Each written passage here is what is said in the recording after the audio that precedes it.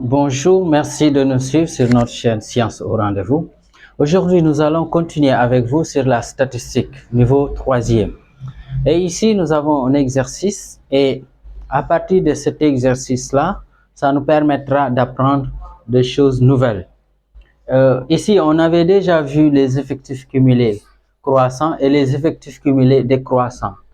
Depuis lors, on n'a pas parlé de ce qu'on appelle mode. On a vu un caractère peut être un caractère qualitatif ou bien un caractère quantitatif.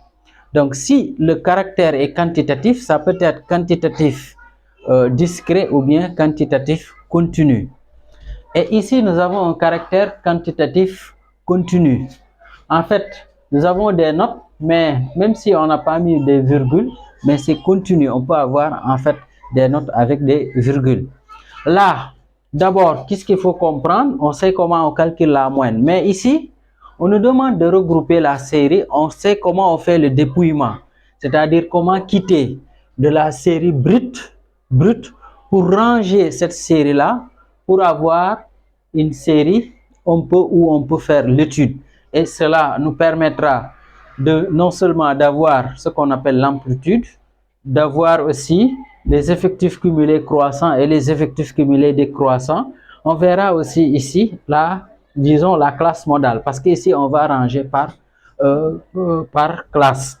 Le mode c'est quoi d'abord? Mode statistique. Le mode c'est disons la modalité qui a le plus grand effectif. Maintenant, s'il s'agit d'un caractère quantitatif continu, comme le cas que nous avons ici, c'est des classes. Donc, on ne peut plus parler de mode, mais de la classe modale. Et la classe modale, c'est la classe qui a le plus grand effectif. Donc, on verra ça tout de suite.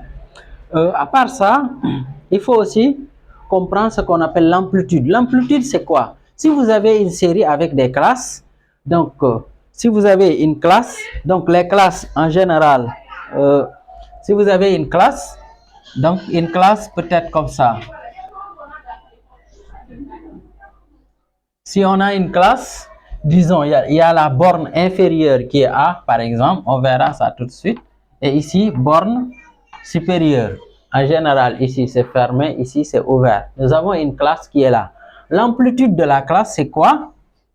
L'amplitude. Donc, si on parle de amplitude, ce n'est rien d'autre la différence de la borne supérieure par la borne inférieure. Donc, si je veux avoir l'amplitude ici, il suffit de faire tout simplement ici B moins A. Et on verra ça tout à l'heure. Ici, on a dit l'amplitude est 4. Donc, si c'est 4, on va voir la note la plus petite. Donc, on va commencer de 7. Donc, par exemple, ici, la note la plus petite, c'est 8. Donc, on va faire une classe comme ça, 0,8. Donc, on ajoute ici l'amplitude 4. Donc, ça va aller jusqu'à 12. Donc, on peut dire notre première classe sera ça. Donc, si par exemple, on avait déjà donné ça, on veut avoir l'amplitude, il suffit de prendre 12 moins 8 et ça nous donne l'amplitude.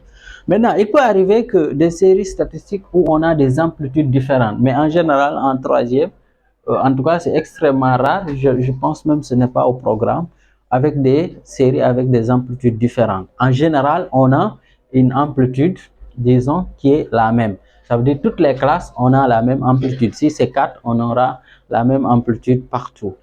Donc maintenant, si avec peut-être ça peut arriver avec des sujets d'approfondissement où on a des classes où les amplitudes ne sont pas égales. Mais retenez tout simplement qu'on aura avec une amplitude qui est égale, qui ne varie pas. On va maintenant traiter l'exercice ensemble et vous allez comprendre.